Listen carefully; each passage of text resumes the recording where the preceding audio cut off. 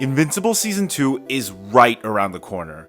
Well, actually, by the time this video comes out, it'll probably already have started, but I'm making this video anyway because it's my channel and I do what I want. We're all big fans of Invincible, I'm assuming. I mean, you clicked on the video. We're all hyped for Season 2. As someone who loved the first season and actually stopped myself from reading the comic in fear of spoilers, look, I had a friend who worked extra hard to get me to read the comics, saying how good it was. Dylan, I know it's probably good, that's why I'm not reading it. I'm waiting to experience the show, and then I'll go back and read it. I'm usually not a stickler for spoilers, but I'll give a rare exception to this show. Invincible thrives on subverting expectations in the most wacky way possible. Most prime example being the end of the very first episode, where Omni-Man obliterates the entire Guardians of the Globe. If you hadn't known who Omni-Man was at that point, and this was your first time watching, like it was for me, I'm telling you, I wish I could relive that moment because my eyes were as wide as saucers. It's a once-in-a-lifetime experience, I gotta tell you. This brings me to my first point of Season 2. More of that, please.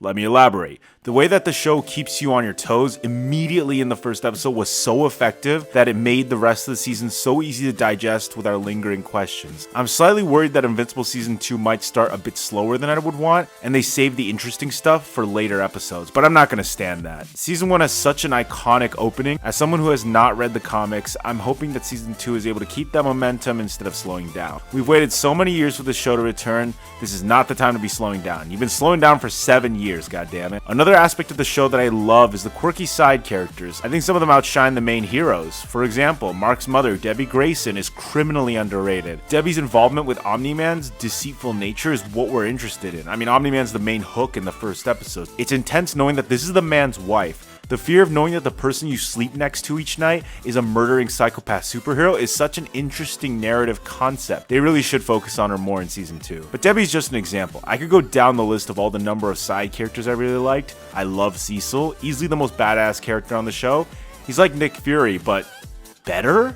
I can't believe I'm saying that. Oh, and there's also Damien Darkblood, who was a perfect mixture of Rorschach from Watchmen and Hellboy from Hellboy. Despite his short appearance, he is so freaking cool. I mean, I've not gushed about a show in so long, but seriously, this show is a treasure trove of concepts that put modern day superhero flicks to shame. And it's not afraid to get weird as hell. The sci-fi creativity with some of these powers range from extremely impressive to nightmarishly disturbing. That leads to my next point of contention. I think the show needs to keep pushing the status quo on superhero genre more than ever. It's no secret that superhero fatigue in media has long been a formality, and the show is really fighting an uphill battle. Along with The Boys, Invincible proved that you can grow with the audience and create mature, unique stories out of a tired genre like comic books. Praying that they stick to that route and not deviate back to what is considered safe. Because Season 1 was hugely bloody, mature, and it lacked the quippy, annoying humor that we've come to get used to with comic book movies. And it all paid off. That's the beauty. Now I know what you're all thinking. I'm just a baby fanboy who sees no issues with the show, and yes, while I will admit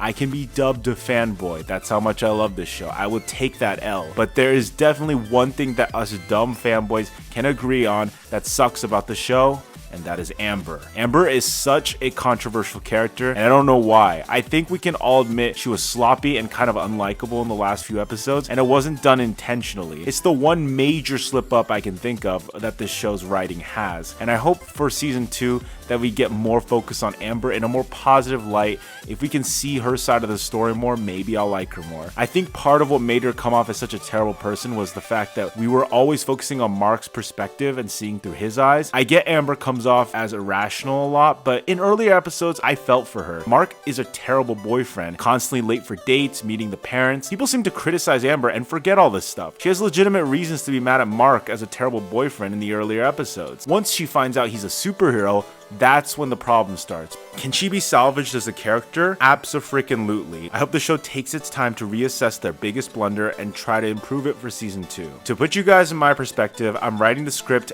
as the first episode of Season 2 just appeared on my Amazon Prime account. It's here.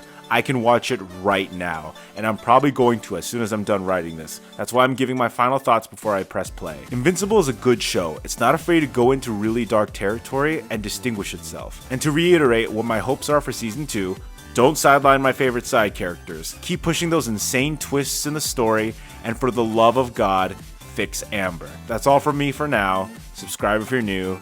Peace. Oh, and one more thing actually. Make sure those title cards come back. You know, the ones that say, God, this show is so good.